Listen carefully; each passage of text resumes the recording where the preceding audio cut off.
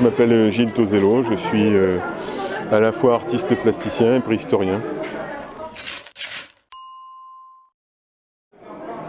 Ce qui m'a donné envie d'être archéologue, c'est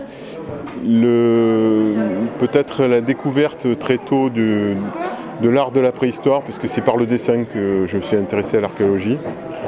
J'ai toujours, en tant qu'enfant, aimé dessiner, et du coup j'ai découvert que dans cette pratique, elle remontait à très très longtemps, et ça m'a tout de suite plu. Je pense voilà, aux grottes avant tout, hein, à Lascaux. À l'époque, on connaissait que Lascaux. Et aussi peut-être un roman que j'ai lu très tôt, qui était La Guerre du Feu.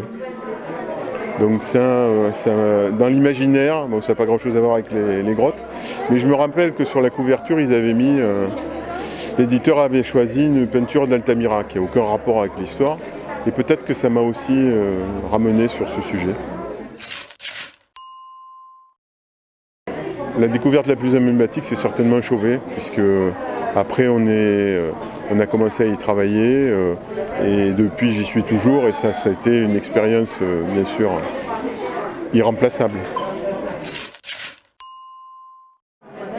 Le fait de découvrir soi-même des dessins dans des grottes déjà connues, à Chauvet ça a été moins souvent le cas, mais dans l'autre petite grotte dans laquelle on travaille, Marsoulas, là on a trouvé beaucoup de choses nouvelles.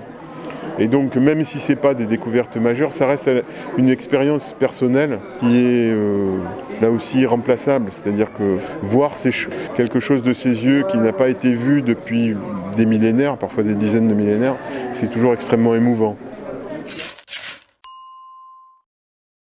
Le plus gros cliché, c'est peut-être de nous considérer comme des gens du passé. C'est-à-dire le côté...